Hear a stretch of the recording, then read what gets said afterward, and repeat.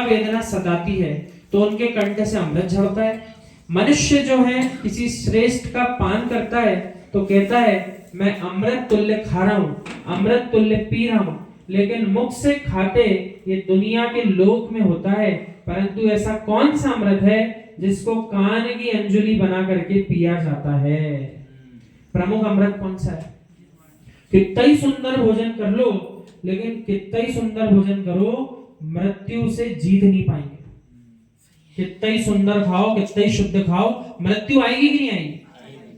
लेकिन जिनवाणी रूपी अमृत का पान जिस जीव ने कर लिया, वो एक बार जब सिद्ध बन जाएगा तो सारे प्रकार के कष्ट को दूर कर देगी वो जिनवाणी अम्मा। इसलिए अमृत वास्तविकता में देखें तो भोजन है कि जिनवाणी अम्मा है, उनका पान करना है। अब ऐसा विचार अपने मन में लाना, श्रावक अवस्था में जितना समय भोजन की व्यवस्था में लगा रहे हैं, क्या उतना ही समय हम जिनवाणी को दे रहे हैं क्या? अन्यथा संसारी अवस्था में घूमने फिरने में, ब्याह आदि कराने में और घूम फिर के दूसरे पार्टी आदि जाने में बहुत समय मिल जाता है सबको, हर चीज के लिए समय, धन कमाने में बहुत समय सब है, लेकिन जिनवाणी का पान करने में कितना समय लग रहा है इसका निर्णय करना पड़ेगा। और जिस जीव का समय जिनवाणी के पान में ज्यादा लग रहा है, द्रव्य कमाने में कम जा रहा है, उसको ऐसा सोचना चाहिए अब हम मोक्ष मार्गी हैं। अन्यथा जीव क्या विचार करता है, चलो आधे घंटे की बात है, मंदिर हो आते हैं, आधा घंटा दे दिया, सो अब ऐसा भूल गया 23.5 घंटे पूछो ही मत उससे। क्यों? बोले आधा घंटा गए थे ना आज मंदिर। सो आधा घंटा और उसके स्थान पर 23.5 घंटे कौन भारी पड़ रहा है? 23.5 घंटे ही भारी पड़ रहा है। क्यों?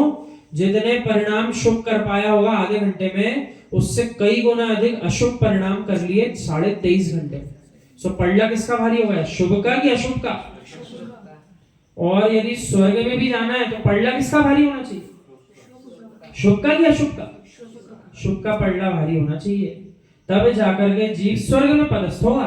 अभी तो जीव अपने लिए स्वर्ग की व्यवस्था ही नहीं कर पा रहा, मोक्ष की व्यवस्था कैसे हो पाएगी? क्योंकि वहां जाने के लिए तो शुभ में आकर के शुभ भी छोड़ना है, तो अभी तो शुभ में ही नहीं आ पा रहा, शुभ छोड़ेगा कहां से? शुभ कैसे छोड़ेगा? जब जीव अपना अधिकांश समय शुभ में निकालने लग जाए, तभी उसको विचार करना चाहिए अब मुझे शुभ छोड़ करके शुद्ध में जाने का परिणाम करना, मैं उसके लिए क्या करूं?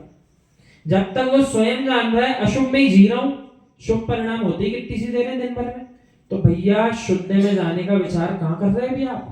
पहले शुभ में रहना तो सीखो, तब जाकर तो शुद्ध में आप प्रवेश कर पाओ। ऐसा अपन को जानना है। तो ग्रस्त लोग तो कोई जा ही नहीं सकते। कहां पर? स्वर्ग में क्यों नहीं जा सकते? बिल्कुल जा सकते हैं। स्वर्ग में बहुत सारी सीट खाली है, तो आप तो चिंता ही मत करो। नहीं, ऐसा है, आप ये विचार ना करें भगवान के सामने थाल लगाकर खड़े हैं या जिनवाणी विराजमान करके ही बैठे तो ही स्वर्ग जाएंगे, इस भ्रम को निकालना पड़ेगा। आप जहां भी हो, जो भी कर रहे हो, आपके परिणाम कितने शांत हैं, मंद कषाय है और कितने शुभ परिणाम चल रहे हैं, दूसरों का भला करने के, जीवों की दया के परिणाम चल रहे हैं, तो आप चिंता मत करो। भले भगवान के सामने 1 घंटे ही जाते हो, 23 घंटे भी यदि वैसे ही शुभ परिणाम चल रहे हैं, तो बिना भगवान के पास होते हुए भी आप नियम से स्वर्ग जाओ। स्वर्ग में तो दोनों है, मिथ्या दृष्टि देवी है और सम्यक दृष्टि देवी। मिथ्या दृष्टि नहीं है, सम्यक दृष्टि है। तो स्वर्ग में सीटें बहुत हैं, आप जैसे जीवों को चिंता नहीं करना, आप तो बस करे जाओ जो काम है। हाँ, शुभ करे जाओ, अशुभ अपने आप टल जाएगा, तो आप नियम से कहां पहुंच जाओगे? देवगति में पहुंच जाओ। और हम पहले भी ये बात नंदीश्वर की वाचना में एक बार बता चुके, पंचम काल के श्रावक की अपेक्षा से, कि भैया आप अभी मोक्ष तो जाने नहीं वाले किसी भी स्थिति में, लेकिन अभी यदि आपको बचे हुए पंचम काल के 18,450 वर्ष और छठवें काल के 21,000 वर्ष, इन कालों को निकालना हो सुखपूर्वक, तो आपके लिए एक ही उपाय है, स्वर्ग का टिकट कटा लो, अभी तो पहले पहुंचो। सम्यक दर्शन के श्वास, सम्यक दर्शन, नहीं तो वहां से त्रियंच में आएंगे।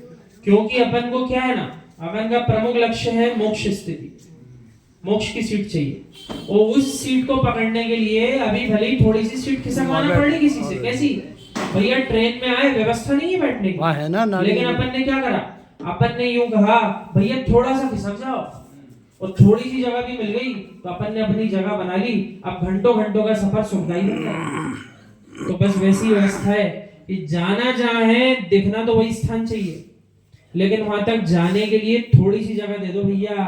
तो थोड़ी सी जगह लेना है स्वर्ग में थोड़े काल के लिए, वो 18-20 घंटे का सफर निकल जाएगा तो मोक्ष महल में पहुंच जाएंगे। बीच का रास्ता है, पकड़ना तो पड़ेगा, अभी और कोई उपाय नहीं। संसार में पिपासा